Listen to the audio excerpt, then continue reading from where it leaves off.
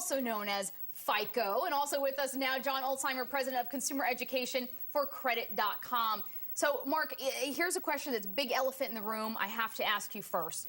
With all of the credit card companies especially changing terms on us, on our credit cards, that affects our scores. So the masses are really wondering, what can we do to protect our scores in times like this? You do the same things that you always do, and there's 4 or 5 factors that we'll look at in particular.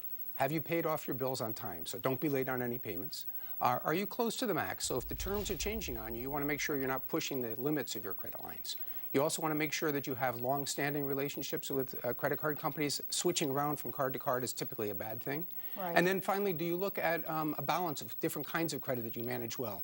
Credit cards, mortgages, auto loans. If you demonstrate your ability to pay off different types of debt, that's a good thing. Yeah, and I mean, this is probably the first time this has really happened, right, to consumers, that something that's outside of their control is changing their scores. So we're all kind of learning along with this model. John, and I know that, sometimes we have to advise people to open new lines of credit to maintain their score. Yeah, the rules have been set in opposition now. What we've been taught for the past 15, 20 years. When I was at Fair Isaac, we were telling people to do certain things, and now it seems like some of those things aren't necessarily the wisest move right now. So we are having to scramble a little bit and advise consumers to either pay down balances more aggressively than they were in the past, or even open new lines of credit just to show that you do have open to buy and availability. That's right. You don't want to beat the max on all your available lines, that's for sure. Definitely. Oh, definitely. That'll keep your score down. Now, John, you also have a question for Mark. Absolutely. Look, for the first time in the past 20 years, we hear the term short sale all the time now when it comes to getting out of a mortgage. Settling credit card debt versus, say, going through debt management or bankruptcy. All of these options that we're hearing about now that are becoming more and more aggressively marketed to consumers all have some sort of negative impact to our score. So how in the world do we get out of this crushing amount of debt that we're caught in without taking that 7-year hit to the FICO score, because it's so important? Well, let's be clear about the thing you don't want to have happen. You don't want to go to foreclosure, because if you've foreclosed on your house, that's a 7-year blemish on your score. And if you're a high-scoring individual, up in the upper end of the range, which goes up to 850, you could see your score come down by as much as 200 points. So what you want to do is you want to enter in some sort of negotiated settlement where the bank feels that they got their just dues, and they'll report to the credit bureaus that they've been satisfied. It's really what the credit bureaus understand from the banks that goes into our scores. If the credit bureau reports that the bank has been satisfied, you're good. But if the credit bureau understands from the bank that you foreclosed, that's a bad hit. Yeah, I mean, I think that in this time, more than ever, and correct me if I'm wrong, that this is the time where we're seeing a changing credit climate so much that we have to scramble to keep up with the changing rules, and part of that is the short selling and the credit card companies' change of business. I'll tell you how you do that. That's exactly right. So this is an era where consumers are meant to be sort of in charge of their own finances. Take charge here. Visit our website. myfico.com has all the rules of the road as we understand them from the credit bureaus and credit issuers. And we've also got some great simulators there. You can go and see what the different effects would be of different kinds of actions or inactions you would take on your score. So myfico.com is a place to learn more about that. And it's really important to understand what goes into your score, and we showed that graphic earlier as to what makes up how your score is calculated. Let's head to Pennsylvania, where Carol is on the money line. Carol, what's on your mind? Hi, Carmen. Thank you for taking my call. You're welcome. I have a question about what I heard you refer to before as a zombie account. I had always prided myself on my good credit and paying my bills on time, and I always take those obligations very seriously. And then at one point in 2006, I filed a change of address from the post office, and apparently not all of my mail was forwarded. So near the end of 2007, I got a phone call from a collection agency regarding a clothing store account that had a balance of approximately $275. I had honestly forgotten about it. I paid the bill while I was speaking to them on the phone.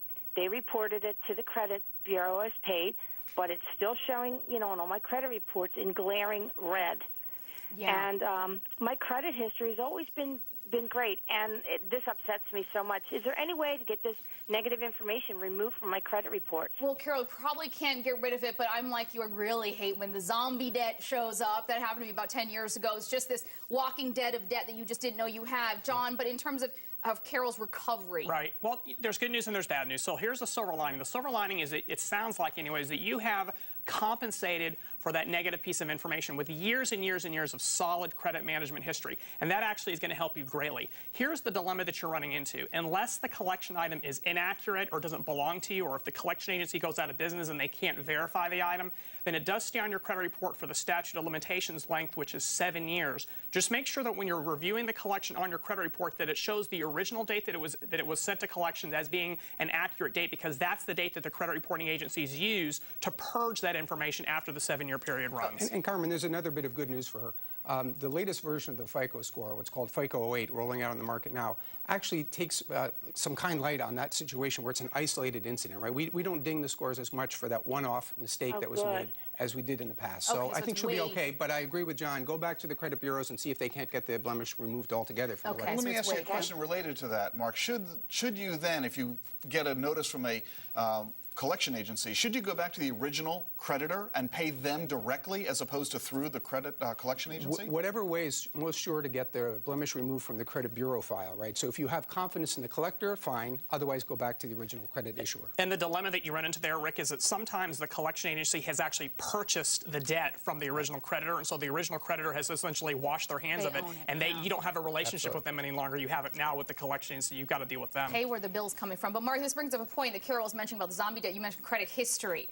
Let's just make it clear to everybody for once and for all that you have to be actually a certain age to have a perfect credit score, because we get folks calling all the time in their 20s, 30s, and 40s and saying, I cannot get a perfect credit score. This is driving me insane. Why not? No, you're exactly right. You have to build that history over time. But there is something that, for new credit entrants into the marketplace, people, college graduates and so on, there's something called authorized user. If you attach yourself to mom or dad's account, and they have good credit standing, that helps you build credit standing in your own right more quickly than if you were just on your own. That's good to know, but you cannot get a perfect score till you're at least, what, 50-something? 40s, Somewhere around probably. there? 40s, late 40s? All right, so be in no rush. Thank you so much, Carol. Jennifer in Virginia, you're on the money line. Talk to us.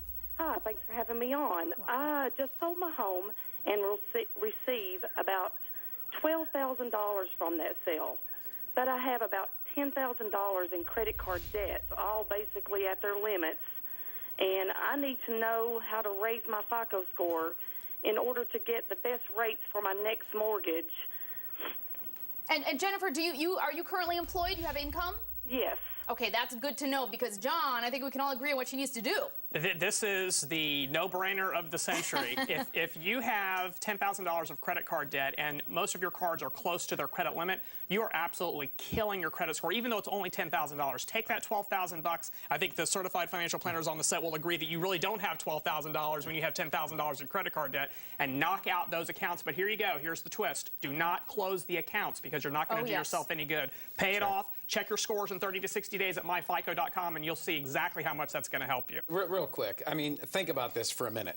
I'm looking at this, and it shows 24%, 15% credit card debt. Listen, if I could offer you a guaranteed, tax-free, 24 or 15% return, you'd be jumping all over it. So absolutely pay this off. Even if it didn't help your credit score, it's a guaranteed return double digit, which we're not getting anywhere near in CDs, bank accounts, or certainly the stock market. I think what Jennifer's pointing out, Jennifer, you're pointing out how debt utilization plays a big part in your credit score, right, Mark? That's right. It's the second most weighted factor. It's not only how much money you owe, but how much it is in proportion to the total lines available to you. And you don't want to be out near the end of that. So pay it off, realize benefits to your score, and certainly financial benefits as well. Now, how quickly, Jennifer, I want to find out for you, how quickly can her score go up to the point where, if she pays all of this off, how quickly will it go up? A matter of weeks. It depends how promptly the merchants report it back to the credit bureaus, but typically a couple of weeks, at most 2 or 3 months. Okay. Great, Jennifer. You can see that go up quite a bit. Now, before we say goodbye to Dr. Green, we got to ask you, of course got to ask you, what's your score?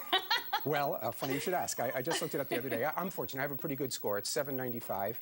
There's a couple of things that I do well. I have long-standing relationships with the credit issuers. I pay off my bills on time. I have diversified holdings across different types of credit. I do have a fair amount of revolving balances. We've done some home repairs and so on, so that's why I'm not up in the 800s. But 795, I'll take it. I'm so glad to hear you say that it was below 800, because that's me too.